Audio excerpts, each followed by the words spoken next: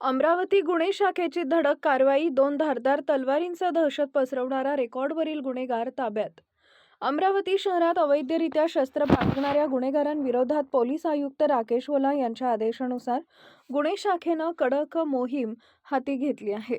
या मोहिमेअंतर्गत गुन्हे शाखेच्या पथकानं दोन धारदार तलवारी घेऊन परिसरात दहशत पसरवणाऱ्या रेकॉर्डवरील गुन्हेगाराला ताब्यात घेतलंय.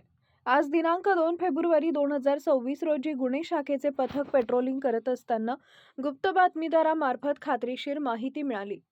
कपिल वास्तू नगर अमरावती इथं एक रेकॉर्डवरील गुन्हेगार आपल्या हातात दोन लोखंडी धारदार तलवारी घेऊन नागरिकांना धाक दाखवून गुन्हा करण्याच्या उद्देशानं दहशत पसरवत असल्याची माहिती मिळाली.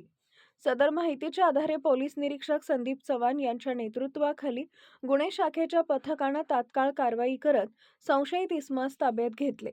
तपासणी दरम्यान त्याच्याकडून दोन लोखंडी धारदार तलवारी किंमत अंदाजे 3,000 रुपये जप्त करण्यात आले आहेत.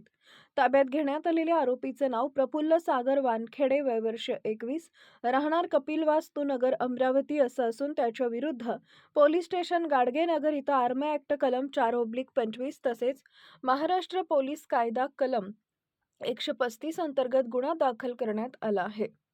ही संपूर्ण कारवाई पोलीस आयुक्त राकेश ओला, पोलीस उपायुक्त गणेश शिंदे, श्याम घुगे, पोलीस उपायुक्त गुन्हे रमेश धुमाळ, सहाय्यक पोलीस आयुक्त गुन्हे शाखा शिवाजी बचाटे यांच्या मार्गदर्शनाखाली पार पडली.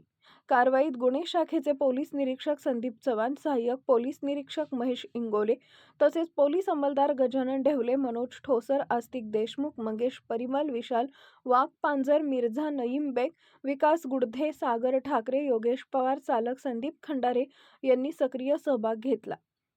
शहरात कायदा व सुव्यवस्था बिघडवण्याचा प्रयत्न करणाऱ्यांवर यापुढेही अशीच कठोर कारवाई करण्यात येणार असल्याचा इशारा अमरावती पोलिसांनी दिला आहे.